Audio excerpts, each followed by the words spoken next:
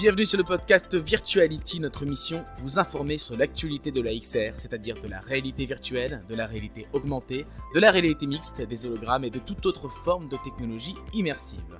Et quoi de mieux pour en parler que de le faire pendant le salon Virtuality, le salon de référence de la XR en France, en Europe et en Amérique du Sud, où nous enregistrons actuellement pour écouter les éclairages de ceux qui font la XR. C'est parti! Et j'ai le plaisir d'accueillir à ce micro l'entreprise la plus innovante de l'année. En tout cas, c'est le award qui vient d'être déterminé il y a quelques instants et qui vient d'être adressé à Opuscope. Et j'accueille Soraya Jabert. Bonjour Soraya. Bonjour. Ravi de t'avoir au micro. Moi aussi. Et d'avoir ta première réaction parce que c'est vrai que, alors on vient de vous décerner l'award de l'entreprise la plus innovante de l'année. On va en parler avec notamment votre solution, Minsar. Ça fait quoi d'avoir cet award là? Ouais, je suis super heureuse. Super fière de mon équipe. C'est un projet qu'on vit tous ensemble depuis plusieurs années, donc il y a toute une équipe derrière. Et voilà, je tiens à les remercier, à remercier aussi les organisateurs et également Vivatech. Du coup, Vivatech qui nous a fait confiance depuis la première édition, comme Virtuality. Ouais. Donc vraiment, on a de la chance. On était déjà en 2016 l'entreprise la plus innovante à Virtuality, la start-up la plus innovante. Bébé start-up un peu à l'époque. Donc là, il y a eu pas mal de chemin depuis, on va pouvoir en parler. Ouais. Et Minsar, qui s'appelait autrefois Holostoria, Minside. Promis, on ne change plus de nom. Vraiment, c'est Minsar. Donc c'est Minsar. Ok. C'est Minsar, ça changera plus. Et alors, avec cette équipe que vous avez actuellement et vos ambitions, j'imagine que vous êtes en train de vouloir recruter peut-être des talents. Tout à fait, on a toujours besoin de talents. Aujourd'hui, plus que jamais. On a besoin véritablement de scaler les équipes, de voir les meilleurs talents, pas uniquement en France. Ouais. Donc vraiment, on mise beaucoup aussi sur le remote. Le talent n'a pas forcément d'emplacement. D'accord. Justement, on est assez full virtuel. Ouais. On peut faire des réunions en VR et voilà, c'est un petit peu ce modèle d'entreprise de demain qu'on souhaite mettre en place. Et on recrute à la fois beaucoup dans la partie développement, donc avec des challenges techniques assez incroyables. Où on a un peu les premiers à faire en fait sur plein de plateformes. Également construire une équipe sales. D'accord. Donc on a plusieurs postes en sales et en communication marketing, production de vidéos, commencer véritablement à se faire connaître et à devenir la référence en termes de création et distribution 3D en Europe. Alors Minsar, c'est une plateforme sans code. En fait, c'est un espèce de WordPress pour créer une expérience VR en réalité augmentée, en réalité virtuelle.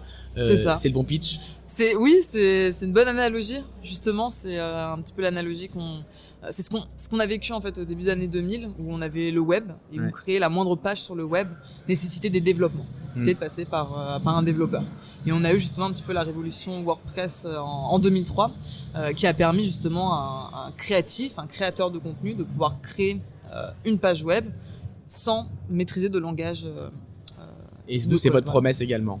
Nous, c'est notre objectif, c'est de faire partie justement de cette vague de CMS, mais cette fois pour la 3D, et permettre de démocratiser en fait la création, mais également la distribution de contenu AR/VR.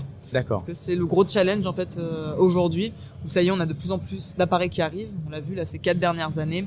Oui, c'est long, la démocratisation est lente, mais c'est le cycle normal en fait d'adoption des technologies émergentes.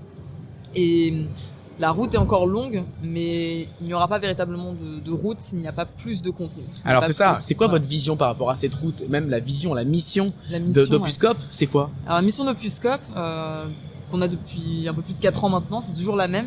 C'est de justement en fait accélérer la transition vers l'ère du spatial computing, de l'informatique spatialisée. Parce qu'on sait, on a de plus en plus d'appareils qui arrivent. Nous on est spécialisé justement en réalité mixte qui est un petit peu cet appareil ultime qui à terme permettra de couvrir tout le spectre, donc à la fois de notre environnement physique qu'on peut toucher, exactement, donc sans technologie, et l'autre extrémité du spectre étant justement l'environnement complètement virtuel. On est du coup en immersion dans un autre monde. La réalité mixte, c'est un appareil qui à terme permettra de passer d'une extrémité à l'autre de ce spectre en ajoutant plus ou moins de virtuel dans l'environnement. D'accord. Donc voilà, ces appareils arrivent. Les premiers exemples, les premières meilleures plateformes sont Microsoft HoloLens, Magic Leap, avec qui on travaille de façon très proche. Et justement, on souhaite construire avec ces plateformes, avec ces nouveaux écosystèmes, les solutions applicatives de demain, qui doivent être en fait pour nous. Ça, c'est vraiment notre vision et notre positionnement, c'est que la création d'expériences 3D doit se faire en 3D. On doit vivre en fait en immersion la création d'expériences. D'accord, ça veut dire que que je comprenne bien, c'est-à-dire que jusqu'à présent on faisait plutôt de la 2D quand on faisait de la création.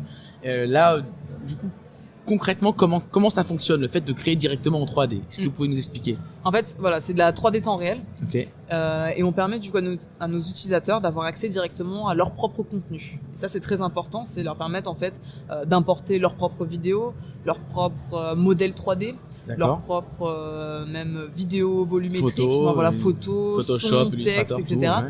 Et pouvoir l'animer directement, soit dans leur environnement réel physique, soit dans un environnement virtuel. D'accord. En décidant dans ma les chambre templates. ou dans un univers fantasmé. Voilà, pourquoi pas exactement, pourquoi pas. Mais en fait, justement, cette expérience qui aura été créée, par exemple, sur un Microsoft HoloLens première édition, cette même expérience, vous pourrez en fait la rouvrir sur Microsoft HoloLens 2. D'accord. Mais également sur un Magic Leap.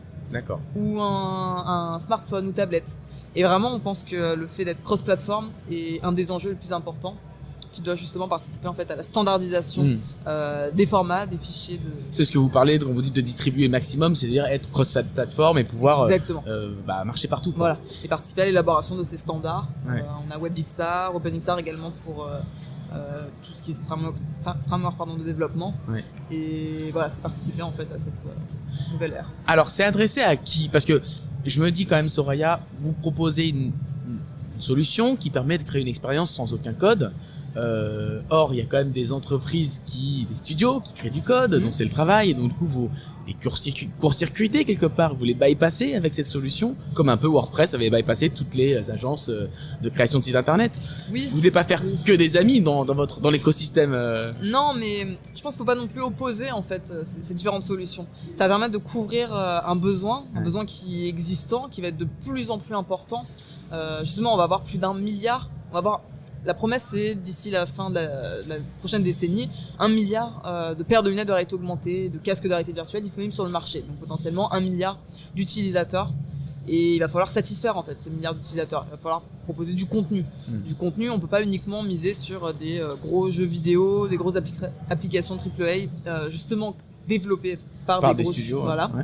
Mais justement avoir beaucoup plus de petites expériences, de projets, permettre justement à ceux qui ne peuvent pas produire et proposer du coup à leurs clients des expériences de réalité augmentée virtuelle, leur permettre d'avoir une solution qui leur parle. Pourquoi? Parce qu'elle s'adresse en fait aux créatifs, aux créateurs. Donc, c'est plutôt adressé aux créateurs dans un premier lieu, c'est ça? Exactement. On s'adresse vraiment aux créateurs de contenu, aux graphistes, aux designers, ceux qui ont l'habitude de créer du contenu 2D, qui commencent et qui ont de plus en plus de demandes justement pour la 3D, mais qui sont aujourd'hui bloqués, freinés dans leur création, car obligés de soit monter en compétences en développement. C'est une formation, c'est... Voilà, et en plus on parle de développement 3D, qui est assez complexe, c'est mathématiques assez poussées, ou alors faire appel du coup à un pôle de développement et travailler en collaboration avec ce pôle. Et du coup les temps d'itération sont extrêmement longs, le résultat... Pas faire tout seul. Voilà. Et en fait, Minsar, l'objectif, c'est de leur donner un petit peu le pouvoir, et c'est ce qu'on sent en fait avec nos utilisateurs qui nous disent que ça y est, ils se sentent puissants dans la création, ils se sentent indépendants, autonomes, pas pour faire des applications extrêmement complexes, non. Alors quels usages par exemple? C'est ça qui Quels usages? Pour une petite entreprise, je suis créa dans une petite entreprise, une PME. Comment je vais utiliser Minsar pour Alors il y a plusieurs cas d'utilisation. Ça peut être justement en fait en amont de la création de cette expérience plus complexe. Ça peut être justement pour le prototyping, présenter en fait d'une manière plus engageante, plus innovante, plus immersive, l'expérience finale qui sera beaucoup plus longue à développer. Donc ça c'est le premier pan, donc toute la partie prototyping en agence. Ça peut être également tout ce qui est présentation de produits. Vu que on parle de 3D, importation de 3D temps réel. C'est un accès directement au contenu de nos utilisateurs et peuvent donc importer directement le modèle de voiture à la vente. Dans le retail directement, la collection, que ce soit prêt-à-porter ou immobilier également. Voilà, présenter les parcs immobiliers en 3D très simplement, sans avoir en fait à allouer un budget de plusieurs dizaines de milliers d'euros. Ça, c'est le cas en fait aujourd'hui. Alors que maintenant, tout simplement avec Minsar, ça va être du drag and drop directement dans l'environnement en temps réel, du contenu, d'ajout d'informations, de collaboration. Et quels sont les secteurs d'activité qui vous semblent prioritaires? On a parlé du retail, on a parlé de l'immobilier, c'est ceux-là, les deux ce sont des secteurs auxquels on pense immédiatement. Pourquoi? Parce que déjà ils travaillent en 3D. Leur workflow intègre déjà la 3D, donc c'est un secteur qui est déjà mature pour l'utiliser. Et on le voit, on a de plus en plus de demandes justement dans ce secteur. Un véritable intérêt en fait, permettre aux sales de pouvoir en agence directement présenter leur parc immobilier en fait à la vente. Nous, on a commencé dans un secteur auquel on pense pas forcément, qu'on met un peu de côté. Et moi, justement, c'était ma préoccupation, c'est le secteur culturel. Donc, je suis passionnée d'histoire et d'art à la base. Et je trouvais ça vraiment dommage et que c'était notre devoir, en fait, de bénéficier de ces nouvelles technologies pour préserver et mettre en avant notre patrimoine. Et justement, l'objectif à la création de l'entreprise, c'était réinventer les moyens d'accès à l'art et l'histoire par ces nouvelles technologies. Et en fait, le point commun avec tous ces secteurs, c'est la scénarisation. C'est le storytelling, mais plus que ça, le story living. C'est véritablement, en fait...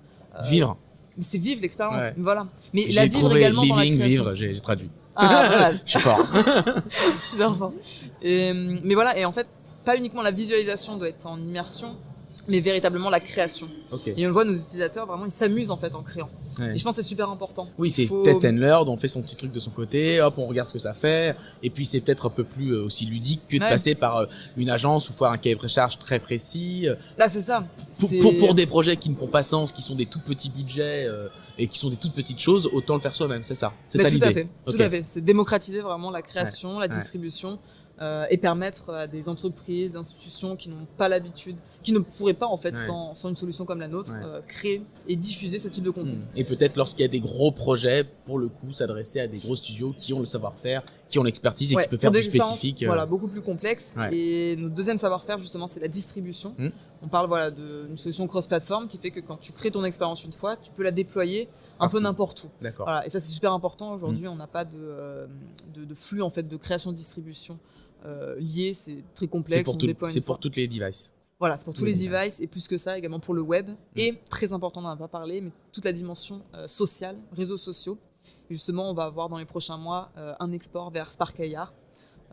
Donc pour par exemple intégrer une expérience de réalité augmentée sur Messenger, Facebook et également sur et même en tant qu'individuel Snapchat. Du coup Snapchat c'est et en aussi fait, ça va permettre c'est des médias très pour les particuliers beaucoup, alors même si les entreprises y sont énormément, mais chacun pourra le faire. C'est pour ça que l'analogie CMS est plutôt bonne parce qu'au final c'est un outil plus pensé pour les professionnels, pour les créatifs, pour créer et publier en fait des sites internet, mais il y a également des particuliers qui l'utilisent. Il y a également des étudiants qui l'utilisent. Et Minsar est un peu pensé comme ça. D'accord. Pour leur plaire. Dernière question sur ce salon. Vous, ça fait 3 ans que vous êtes sur ce salon. Ouais. À quoi ça sert d'être moi j'aime bien une petite idée, mais j'ai envie d'écouter ce que vous en pensez. À quoi ça sert d'être sur ce salon? Quel bilan on peut faire? Alors là, elle est pas finie cette 3e édition. Néanmoins, on est presque à mi-chemin. Qu'est-ce qu'on peut dire de cette édition? Donc nous déjà on a fait confiance à Olivier depuis le début, on se connaît depuis maintenant plusieurs années et on revient avec grand plaisir chaque année. Pour moi c'est un peu l'événement incontournable en France, à Paris. C'est le plus gros événement donc à RVR sur Paris et c'est une très belle visibilité. On voit tout l'écosystème qui se rassemble, tout l'écosystème national, international, on voit, ça commence. Et avec des rencontres avec des professionnels aussi, potentiellement du business. Exactement, c'est à la fois du business et de la visibilité. Là on est ravis aussi d'avoir remporté cet award. Également hier j'ai pu faire un talk dans la salle, c'était un bon moment d'échange. Ça permet de discuter tous ensemble avec l'industrie, exposer les problématiques. Et après tout, en fait, la route est encore longue et c'est une aventure qu'on doit vivre tous ensemble. Et en fait, ça peut pas être des initiatives de personnes dans son coin. Il faut travailler ensemble et collaborer. C'est super important. Il faut construire les standards de demain ensemble et se connecter aussi à l'international. Et ça, c'est mon rôle du coup avec la VR AR Association, qui est la plus grande association de réalité augmentée virtuelle. Et l'objectif, c'est de connecter en fait les différents chapitres à travers le monde. Et de connecter toute l'industrie et évangéliser c'est un beau ensemble. Projet. Merci beaucoup Soraya, merci pour cette intervention. En plus on peut le dire au micro, on l'a refait 2 fois parce qu'on a eu un problème technique lors de la première fois, donc c'est encore un grand merci pour ta patience. Merci beaucoup et encore bravo pour cet award. Je rappelle l'award de l'entreprise la plus innovante de l'année. L'entreprise s'appelle Opuscope et la solution s'appelle Minsar. Pour tenir Minsar, retenez Minsar, on va en parler de plus en plus. Merci beaucoup Soraya. Merci encore.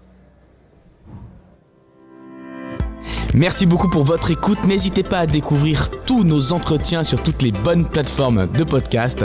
À très vite sur le podcast Virtuality, le podcast qui démontre que la XR is in the air.